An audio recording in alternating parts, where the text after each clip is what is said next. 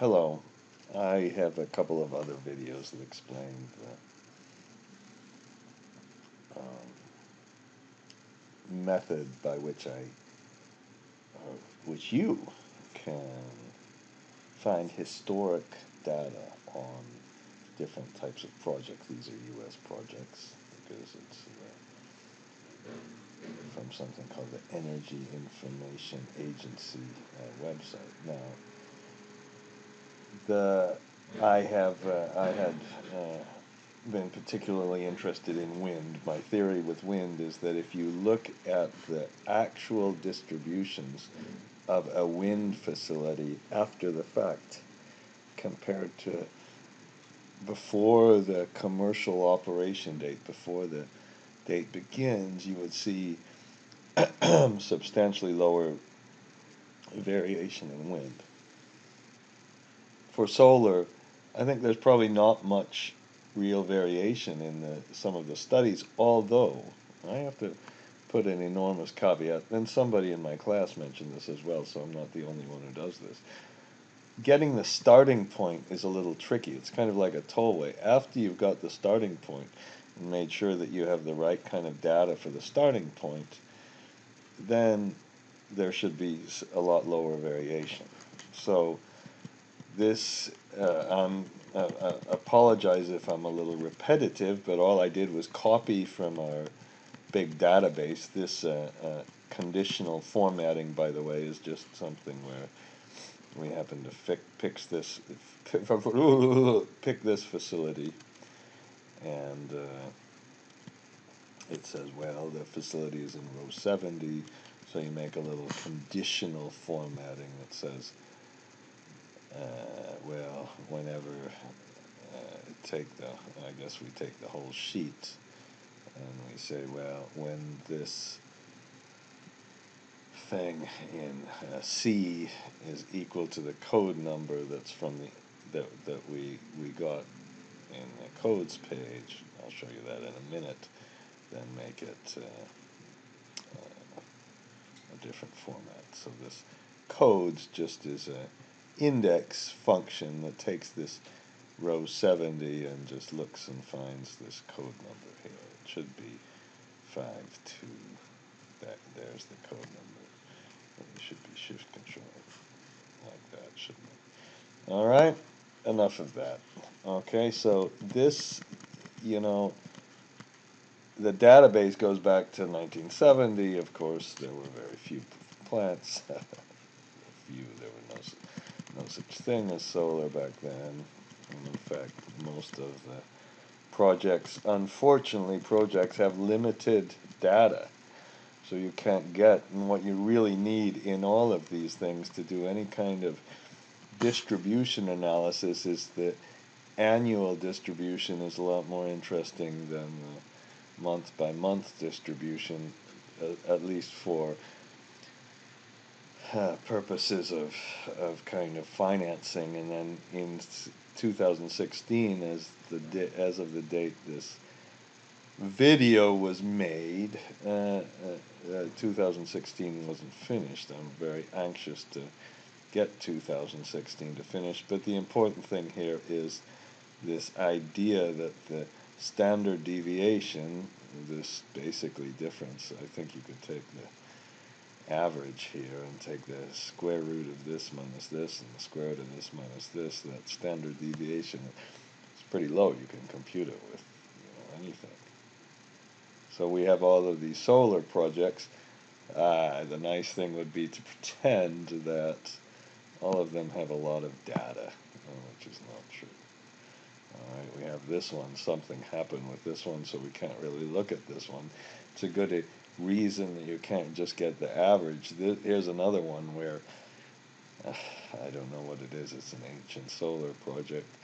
This one, it seems to be, so far, we seem to be running into the conclusion that there's quite a bit of variation in solar projects. Another old one.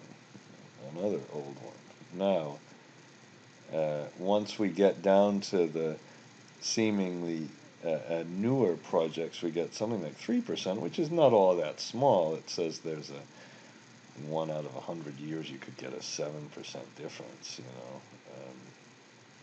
and then we have all of these projects that simply have 1 year of data and there's nothing we can do about them. I fixed this. There was a little irritation, I won't call it a bug, irritation in the wind project where I used an offset function, and when this count was equal to 0, this should have been just a maximum function. Excuse me for that, but when we look at these, when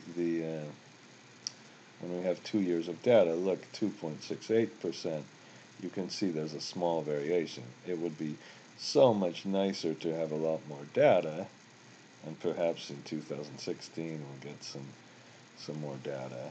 But you can see, I think, notwithstanding those first couple of projects, that we should kind of understand what they were if you really, here was one. I'm just pushing down with that little drop-down box. I missed it apparently, but here it was, another one. Okay, 1.35%. Oh, that was the one we just looked at. Okay, and okay, you can see that they're pretty predictable. This has only a 0.8% difference, a very, very small difference from year to year. Okay, and it's in, maybe not in a perfect way, but in a very general way, confirming a low distribution. You have 3% here, so maybe if you were buying into an existing project, maybe you'd say, oh, okay, let's put something like a 3% variation in here. Okay, you could even assume that the kind of first year was a low year. Oh, this one had a very, very low distribution again. Okay, so that's the solar database, and one more. Okay, 1.17. You can see the pattern here. Okay, and you can see that all 3 years are very similar. Okay, that's maybe my philosophy on statistics and data. Sometimes you have to look underneath just the statistic to really see what's happening, and computing some aggregate numbers when there were these big outliers at the beginning wouldn't really do you any good. Now, what I did here is, if you want to find this file, I'm still working on restructuring and getting this website a little better. I'm telling you what I'm going to do. I'm depressed, as if you give a crap. Obviously I'm not making any money whatsoever on this, but if you want to do something, if you've got some downside, I don't want you to have to pay for anything, but go tell your boss there's a product. Go tell your boss that, there's this thing where you can watch the videos, and then if you fill out things, so this by the way, this is in the solar analysis. So in the solar and the wind and the hydro, I begin with a solar analysis, then do a solar project finance model. In this case, I put the rooftop model in here as well. And let me continue what I just started with.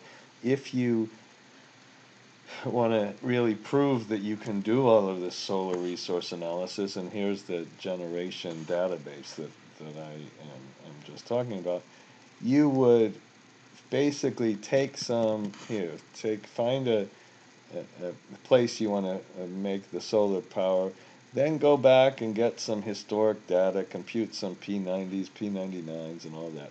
Then add some performance uncertainty related to the performance ratio and compute this mean standard error. It's not very complicated. It sounds all fancy, but it should take any intimidation you have about reading resource studies away. And then examine the data we have, do a little analysis, and you have to basically fill this out, and then I'll give you a big, your name will be on my website, or I'll send you an email to your boss that says you really did this stuff. So it's not kind of a BS. It's not a crap.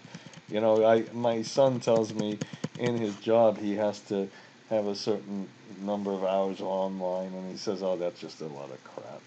This, I don't want to be crap. Alright, enough of that. Goodbye.